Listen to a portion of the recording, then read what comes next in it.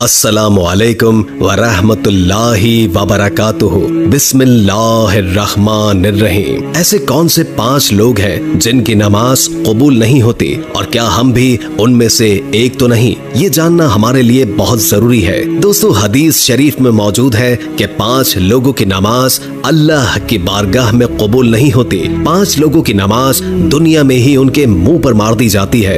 इब्ने माजा की हदीस है कि हजरत इब्ने अब्बास रज़ियल्लाहु ताला अन्हु से रिवायत है कि 5 लोग ऐसे हैं जिनकी नमाज उनके सरों के ऊपर भी नहीं जाती है। यानी कि 5 लोग जब नमाज पढ़ते हैं उनकी नमाज तो उनके सरों के ऊपर तक नहीं जाती। हदीस शरीफ में है कि जब कोई बंदा नमाज पढ़ता है तो उसकी नमाज सबसे पहले आसमान पर, फिर दूसरे आसमान पर, फिर तीसरे आसमान पर, इसी तरह करते करते फिर वो बुलंदियों की तरफ जाती है और फिर अल्लाह की बारगाह में पहुंचती है और फिर अल्लाह इस नमाज को कबूल फरमाता है। मगर 5 लोग ऐसे हैं जिनकी नमाजें उनके सरों के ऊपर भी नहीं जाती हैं। उन 5 लोगों की नमाज दुनिया में ही उनके मुंह पर मार दी जाती है। आज की इस वीडियो में हम आपको 5 ऐसे लोगों के बारे में बताने वाले हैं जिनकी नमाज अल्लाह की बारगाह में नहीं पहुंचती, यानी कि जिनकी नमाज अल्लाह कबूल नहीं फरमाता है। इसलिए आज की ये वीडियो आप सभी के लिए बहुत ही खास होने वाली है। इसको आखिर तक लाजमन देखिएगा। तो चलिए दोस्तों शुरू करते हैं। अल्लाह ताला इन 5 लोगों की पढ़ी गई नमाजों को कबूल नहीं फरमाता है। याद रखें कि जिनकी नमाज अल्लाह की बारगाह में कबूल नहीं होगी तो फिर उनका कोई भी अमल अल्लाह की बारगाह में कबूल नहीं होगा। मजीद बात करने से पहले हमारे इस चैनल को सब्सक्राइब कीजिए और महफिल दुआ का हिस्सा बनने के लिए कमेंट में अपना नाम तहरीर करें। नंबर 1, शराबी इंसान की नमाज।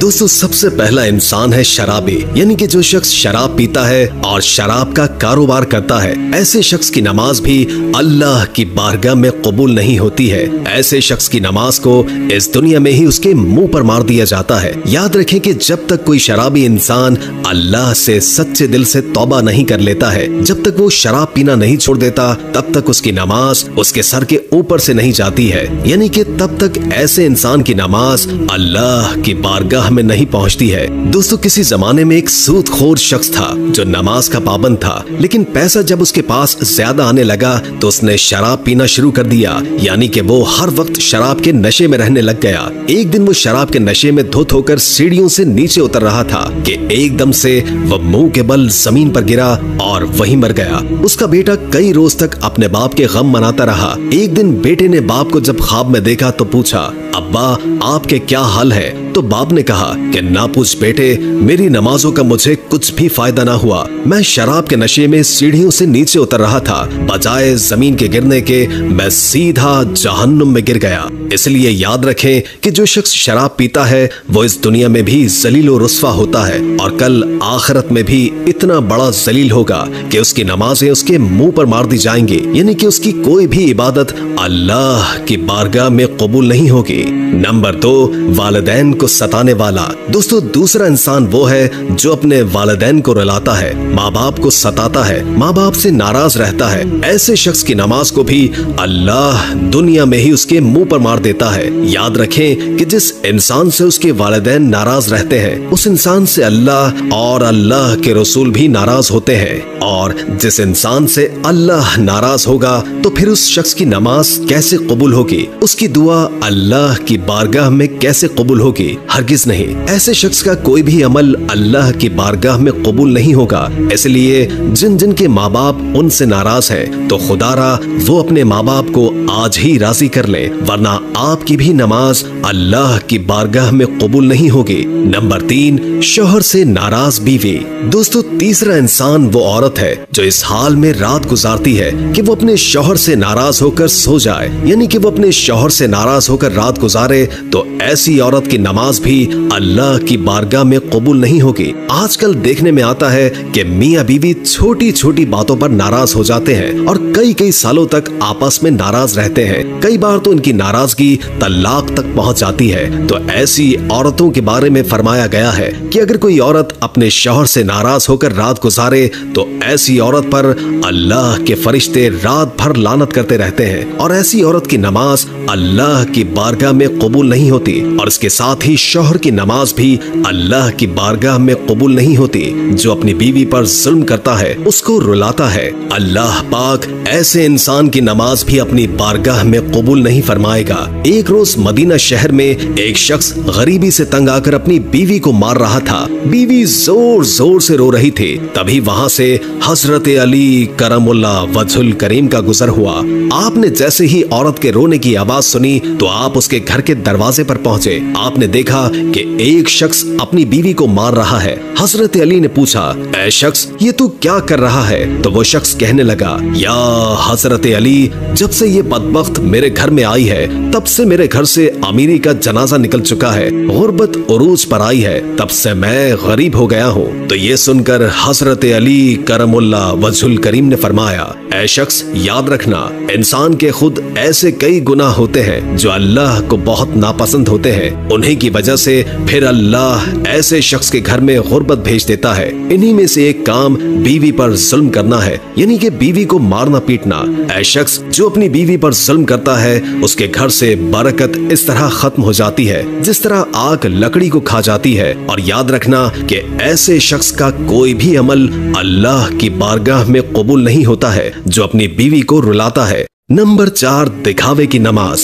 दोस्तों, चौथा शख्स वो है जो सिर्फ दिखावे की नमाज पढ़ता है, यानी कि ऐसा इंसान जो अल्लाह की रजा के लिए नमाज नहीं पढ़ता है, सिर्फ दिखावे के लिए नमाज पढ़ता है। तो ऐसे शख्स की नमाज भी अल्लाह की बारगाह में कबूल नहीं होती है। इसके अलावा ये भी फरमाया गया है कि जो कोई नमाज पढ़ने से पहले वजू नहीं करता है या फिर वजू सही तरीके से यानी कि अच्छी तरह से नहीं करता है तो फिर ऐसे शख्स की नमाज भी अल्लाह की बारगाह में नहीं पहुंचती है। ऐसे इंसान की नमाज भी उसके मुंह पर मार दी जाती है। इसलिए आप नमाज सिर्फ अल्लाह की रजा के लिए पढ़ें, दिखावे के लिए नहीं। और नमाज पढ़ने से पहले अच्छी तरह वजू भी कर लें, इसके बाद ही आप नमाज पढ़ें। इंशाअल्लाह फिर आपकी नमाज भी अल्लाह की बारगाह में कबूल होगी और आपकी हर दुआ भी कबूल होगी।